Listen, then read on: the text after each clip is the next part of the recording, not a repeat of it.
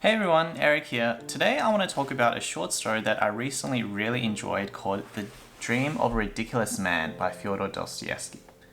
Now, Dostoyevsky is better known for his big works such as Crime and Punishment and The Idiot, but he's also written quite a few short stories, one of which is this. In this video, I'm going to give a brief overview of the plot, throw in some quotes along the way, and give a quick analysis at the end.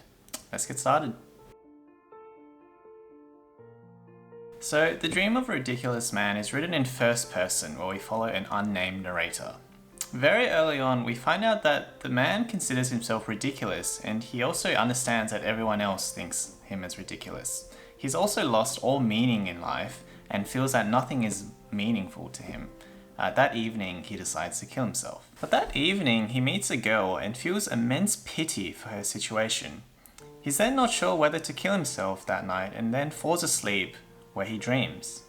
In the dream, he shoots himself in the heart and dies, but then an unknown figure pulls him out and throws him into an unknown world. This world resembles Earth and is described as being perfect, where the people there are happy and live in paradise.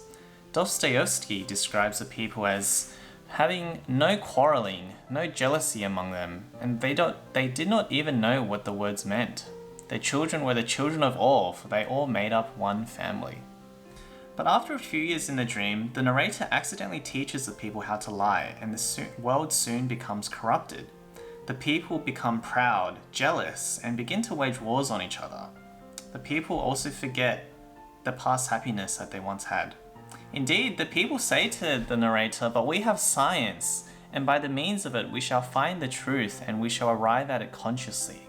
Knowledge is higher than feeling, the consciousness of life is higher than life.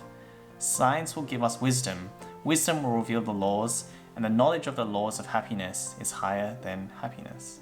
Our narrator wakes up after this, shocked and suddenly very grateful at being alive.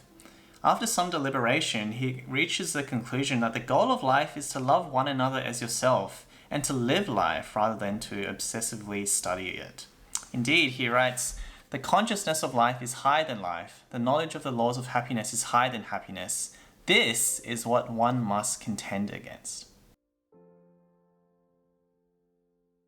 There are many themes in this short story, but the one that stuck out to me the most is one on happiness.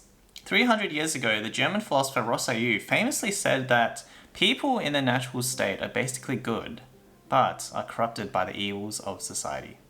In The Dream of a Ridiculous Man, Dostoyevsky appears to defend this idea by describing how a utopia of happiness is available if people begin to live their life rather than to obsess over knowledge over it.